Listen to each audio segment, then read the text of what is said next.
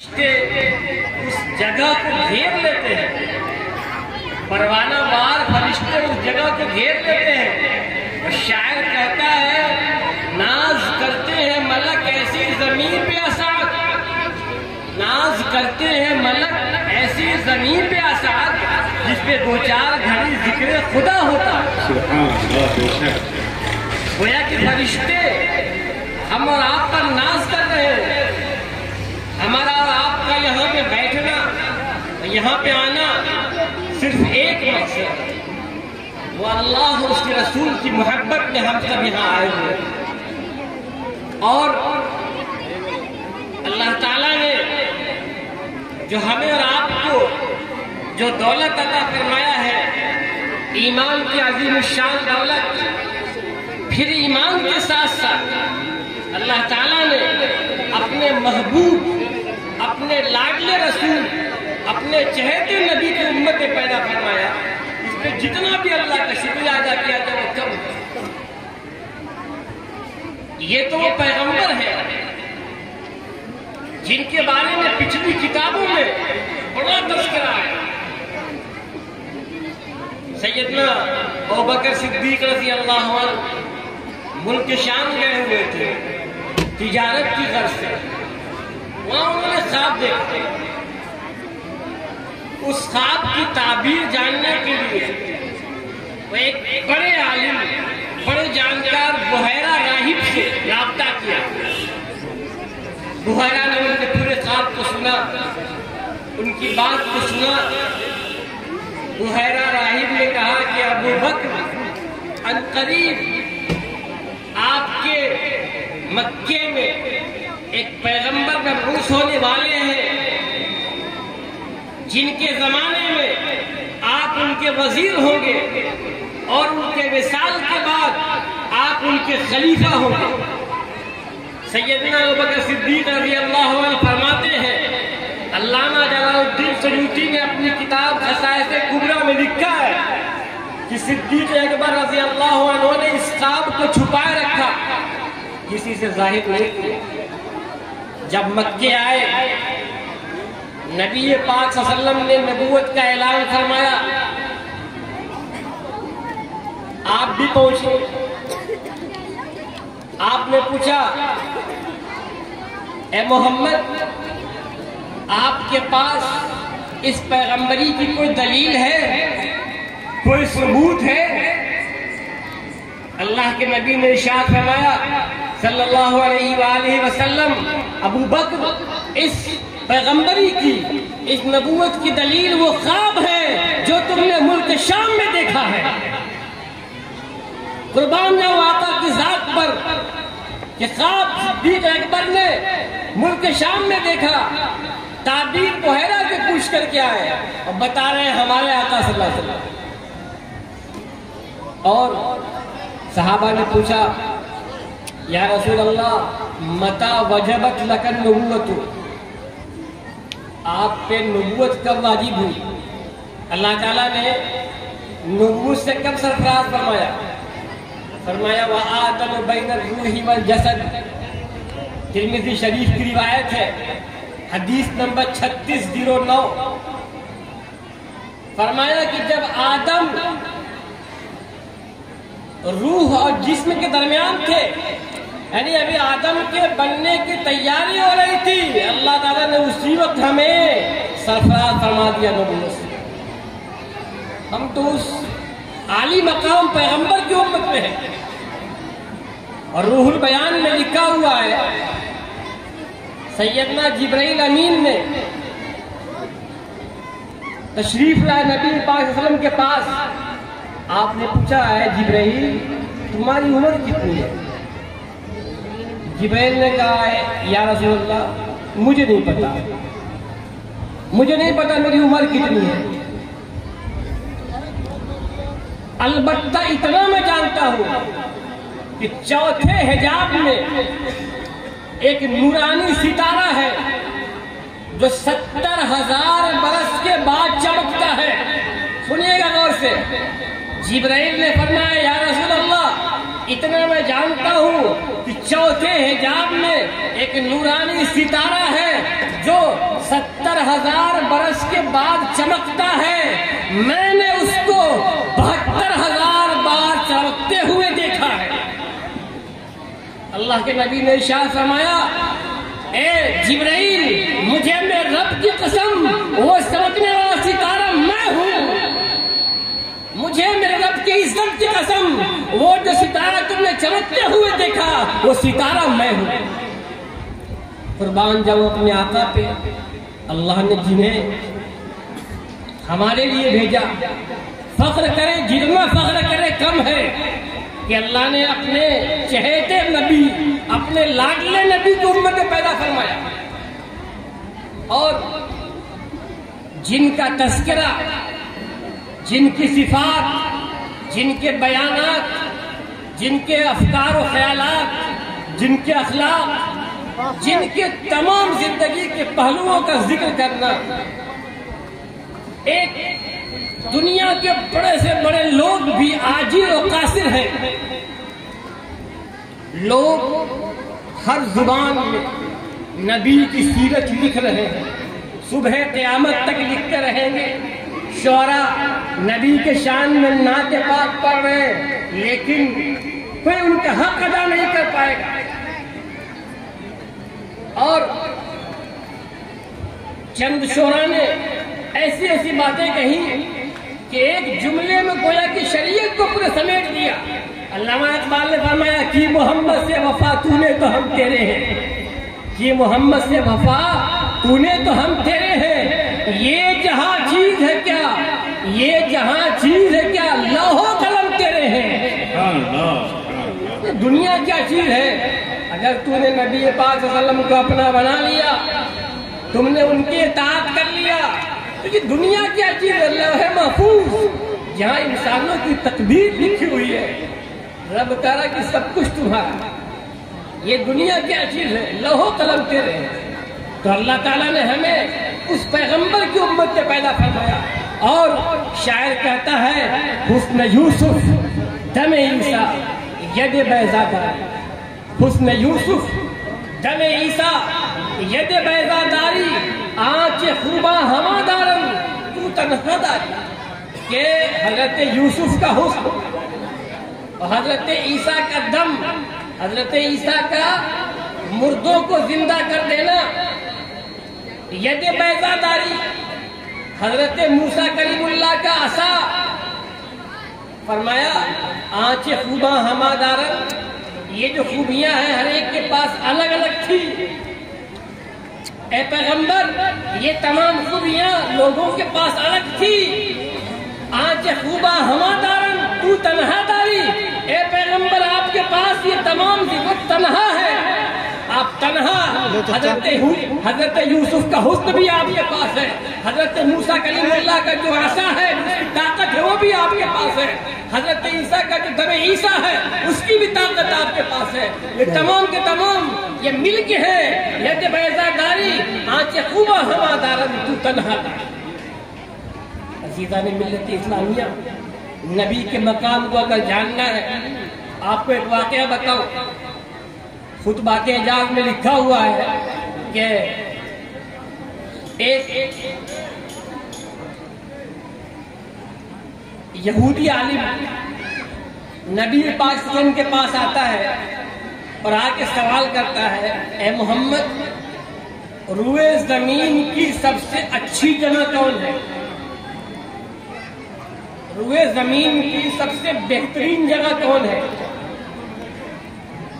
ابھی نبی پاک صلی اللہ علیہ وسلم کو اس کا علم عطا نہیں کیا گیا تھا. آپ نے سوچا جبرائیل آ جائے. جبرائیل اتنے میں آ بھی گئے. آپ نے پوچھا جبرائیل روئے سب زمین کی سب سے بہترین جگہ کون ہے؟ کہنے لگے یا رسول اللہ مجھے پتہ ہی نہیں. جبرائیل نے کہا مجھے نہیں پتا. سرکار نے فرمایا جاؤ اللہ سے پوچھ کے آؤ. جبرائیل جاتے ہیں اللہ سے پوچھ کے آتے ہیں. لیکن جبرائیل بہت خوش تھے اس بار بے انتہا خوش تھے. چہرے پہ بڑی مسکراہٹ. آئے فرمانے لگے یا رسول اللہ آج میں بہت خوش ہوں. فرمایا کیا ہوا؟ کہا بہت خوش ہوں. کہا جبرائیل ہوا کیا؟ کہنے لگے یا رسول اللہ آج میں اللہ کے اتنا قریب پہنچا، اتنا قریب پہنچا، اتنا قریب پہنچا کہ پورے زندگی میں اللہ کے اتنا قریب کبھی نہیں گیا. آپ کو یاد ہے نا سفر معراج میں حضرت جبرائیل نے راستہ چھوڑ دیا، کہا اب آگے آپ تنہا جائیے، جبرائیل کی طاقت نہیں آگے جانے کی.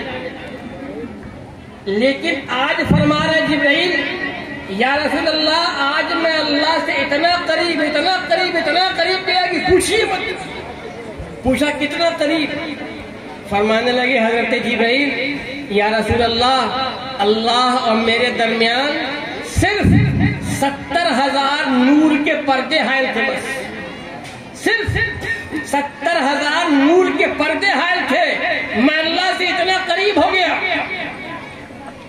علماء لکھتے ہیں کہ اللہ سے اتنا قریب کیسے پہنچ گئے جبرائیل؟ سفر معراج میں تو نہیں جا پائے تھے. تو فرمایا کہ اب کی بار جو جبرائیل گئے تھے تو سرکار دو عالم صلی اللہ علیہ وسلم کے قاصد بن کے گئے تھے. اب کی تو جبرائیل گئے تھے تو آپ صلی اللہ علیہ وسلم کے قاصد بن کر کے گئے تھے، اور قاصد کی رسائی اور پہنچ وہاں تک ہو جاتی ہے جہاں اصل کی پہنچ ہوتی ہے.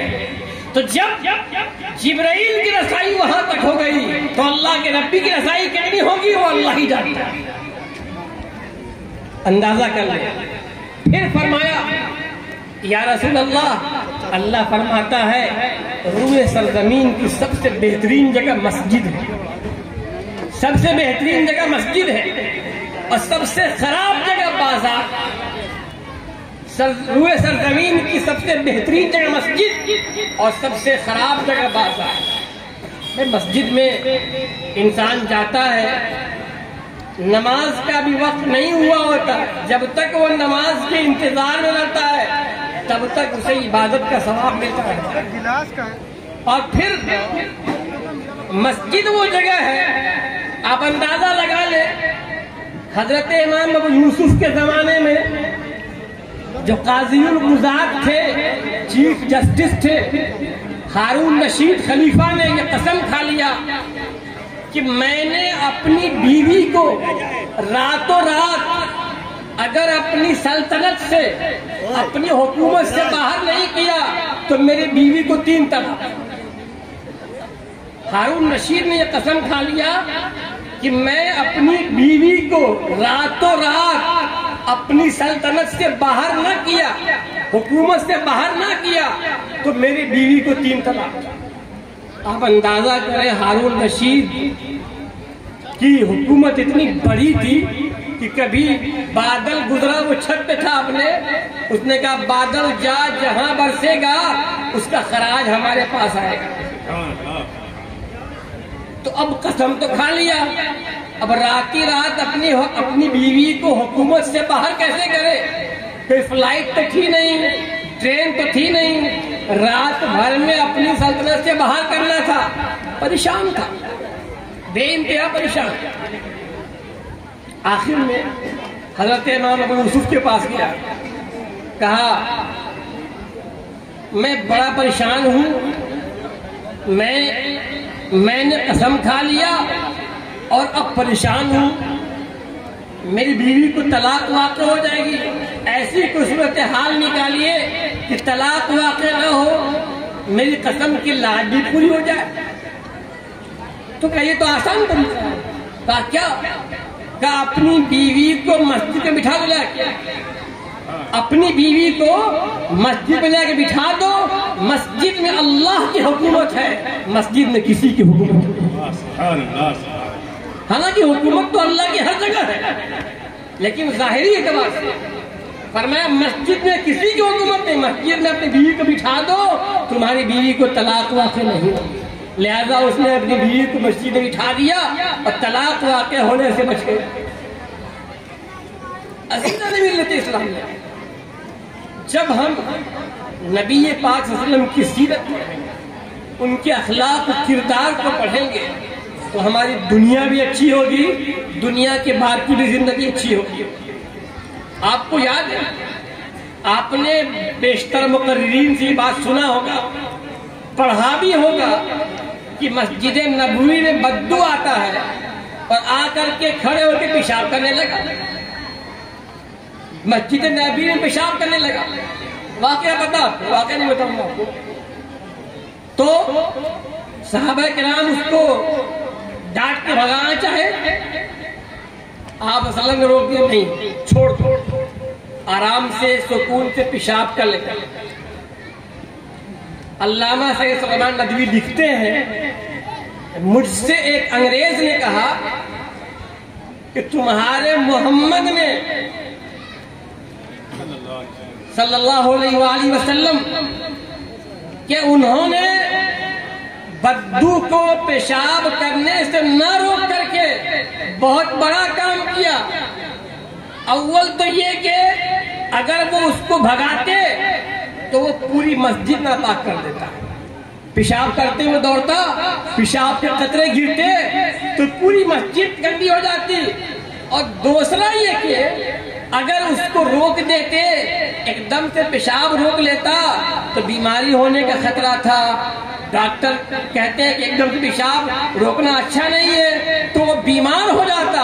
تو بیک وقت مسجد کو گندا ہونے سے روکا، مسجد کو زیادہ گندا ہونے سے بچا لیا، اور ایک بدبو کو طبی اعتبار سے بیماری کی طرح سے بچا لیا۔ اگر ہم سیرت پڑھیں گے تو ہمیں اندازہ ہوگا کہ سیرت مصطفیٰ صلی اللہ علیہ وسلم میں کتنی چیزوں کی رہنمائی ہے۔ کوئی ایسا زندگی کا شعبہ نہیں ہے جس کو آپ نے پر نہ کیا، ہر چیز کی رہنمائی کیا، ایسے ایسے اخلاق بتائے، ایسے ایسے چیزیں بتائیں کہ دنیا حیرت میں ہے، تعجب میں ہے کہ ایسا انسان جو کہ 23 سال نبوت کے اعلان کے بعد 23 سال میں وہ انقلاب برپا ہوا کہ تاریخ انسانی کی ساری چیزیں مل جائیں، پھر بھی وہ انقلاب برپا نہیں کر سکتی۔ بلکہ آپ اندازہ لگائیں، 13 سال مکے میں مشکلات سے گزرے، پھر مدینے میں آنے کے بعد جو 10 سال کا عرصہ تھا وہاں بھی مشرکین پہنچ گئے جنگ کرنے کے لیے، سکون نہیں تھا۔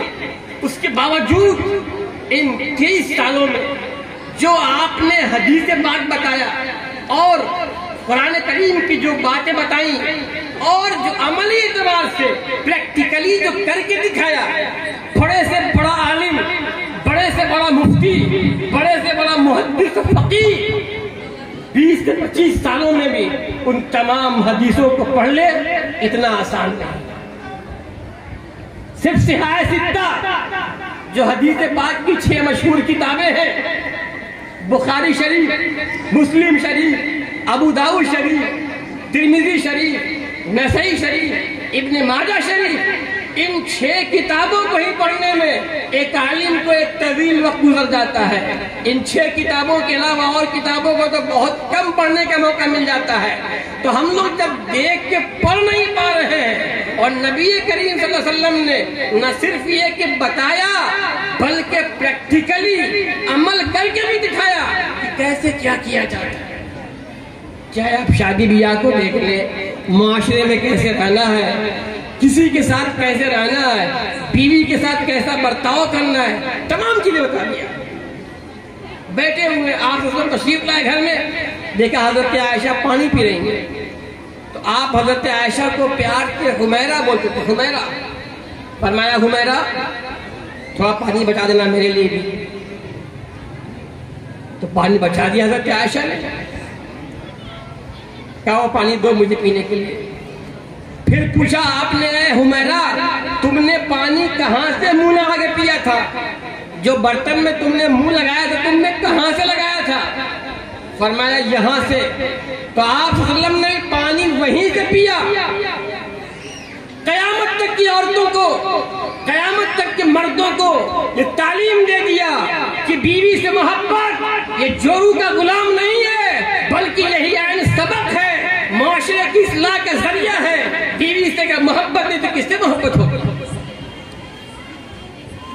آج تو حال یہ ہے کہ ابھی میں نے کل یہ پرسوں ایک نیوز پڑھا کہ لاہور میں ایک لڑکی اس کے ہاسپٹل میں تیسری بچی پیدا ہوئی، وہ ہاسپٹل کے چھت سے چھلانگ لگا کے کود گئی۔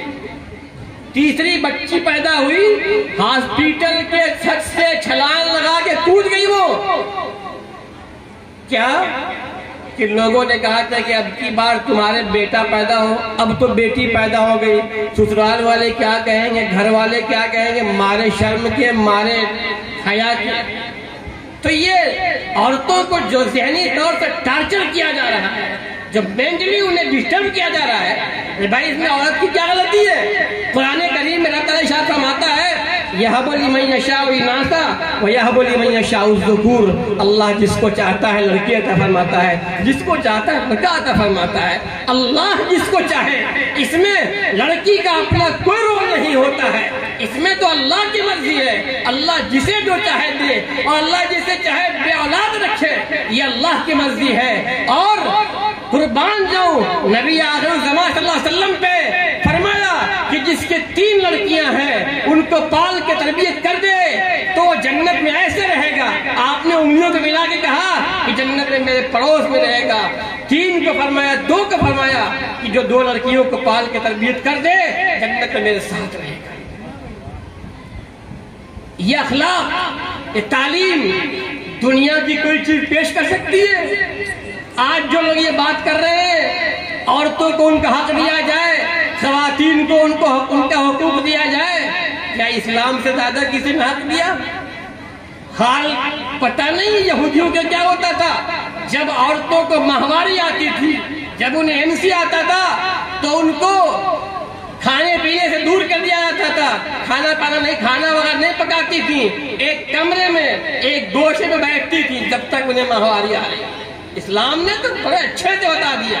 نبی پاک صلی اللہ علیہ وسلم مسجد نبوی میں اعتکاف کی حالت میں ہے، حضرت عائشہ سے فرمایا اپنے سر کو نکال کر کے، حجرہ بغل میں تھا، کہا عائشہ میرے سر کے کنگھی کر دو، بال میں کنگھی کر دو۔ فرمانے لگی یا رسول اللہ میں حائضہ ہوں، میں حائضہ ہوں، ماہواری آ رہی ہے۔ فرمایا آپ صلی اللہ علیہ وسلم نے عائشہ حیض تمہارے ہاتھ میں نہیں لگا ہوا ہے، ماہواری کا خون تمہارے ہاتھ میں نہیں لگا ہوا ہے، تم سر کے کنگھی کر دو۔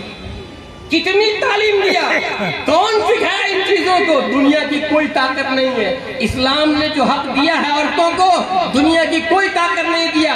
فرمایا فَلِلذَّكَرِ مِثْلُ حَظِّ الْأُنثَيَيْنِ کہ لڑکیوں کو 1 حصہ، لڑکوں کو 2 حصہ، وراثت میں ماں باپ کی وراثت میں لڑکیوں کا حصہ بھی ملنا ضروری ہے۔ اگر باپ کے ایک بیٹی اور ایک بیٹا ہے، ایک بیٹی ایک بیٹا ہے، 3 بیگھہ کھیت ہے، 2 بیگھہ کھیت بیٹے کو، 1 بیگھہ کھیت بیٹی کو، 3 کمرے ہیں، 2 کمرہ بیٹے کو، 1 کمرہ بیٹی کو، یہ فرض ہے، یہ قرآن کہہ رہا ہے فَلِلذَّكَرِ مِثْلُ حَظِّ الْأُنثَيَيْنِ۔ اور جو نہیں دے گا کل یہی لڑکیاں اپنے باپ کا دامن پکڑ لیں گی، بلکہ بھائیوں کا دامن پکڑ لیں گے۔ آج کے ماحول میں تو تقریباً یہ چیز دھیرے دھیرے بہت کم ہو رہی ہے کہ بھائی بہن کا حق ہڑپ کے بیٹھا ہوا ہے اور بہن کا حق دینے کو تیار نہیں ہے، جبکہ اگر وہ بہن کا حق دے دیتا تو اس کے مال میں، اس کے جائیداد میں مزید برکت ہوتی، اور نہ دینے کی وجہ سے معاشرے میں طرح طرح کے بگاڑ پیدا ہو رہے ہیں۔ آج یہ تمام چیزیں جو جہیز کے ہیں، جہیز ختم کر یہ کیا جائے، جہیز کی جگہ پہ لڑکیوں کا وراثت میں حصہ دیا جائے۔ یہی قرآن کی تعلیم ہے، یہی نبی پاک صلی اللہ علیہ وسلم کا مشن ہے کہ اسلام پہ مکمل طور سے عمل پیدا ہو جاؤ، دنیا کی زندگی بھی اچھی ہوگی، دنیا کے بعد کی زندگی وہ بھی اچھی ہوگی۔ اگر ہم نے نبی پاک صلی اللہ علیہ وسلم کی سیرت کو اپنا لیا، دنیا بھی اپنی ہے، دنیا کے بعد کی بھی زندگی اپنی ہے۔ اور ہم میں سے ہر ایک کو چاہیے کہ اپنے نبی صلی اللہ علیہ وسلم کے بارے میں کچھ کتابیں تو پڑھیں، جانے تو۔ ہم میں سے ایک بڑی تعداد ہوگی، بمشکل میں کہتا ہوں 90% سے اوپر لوگ ہوں گے جنہوں نے اپنے نبی صلی اللہ علیہ وسلم کے بارے میں ڈیٹیل سے تفصیل سے کوئی کتاب نہیں پڑھا، مختصر میں پڑھا ہوگا. اور جو نئی نسل ہے، جو لڑکے نوجوان نسل ہے، وہ اپنے نبی کی سیرت، اپنے نبی کے بارے میں مکمل کوئی کتاب ڈیٹیل سے 90% کے اوپر لوگوں نے نہیں پڑھا ہے. پتہ ہی نہیں انہیں نبی کا اخلاق، نبی کا کردار. یہ چیزیں ضرورت ہے کہ ہم خود بھی دین سیکھیں، خود بھی نبی کے بارے میں کتاب پڑھیں، اپنے اولاد کو پڑھائیں، اپنے گھر کی خواتین کو پڑھائیں، دین اب ان کو اچھے سے سکھائیں. دنیا بھی اچھی ہوگی، دنیا کی بات کی زندگی اچھی ہوگی. اللہ تعالی ہم سب کو صحیح باتوں پہ عمل کرنے کی توفیق عطا فرمائے. وآخر دعوانا ان الحمدللہ رب العالمین. ماشاءاللہ، جزاک اللہ. دل سے جو بات نکلتی ہے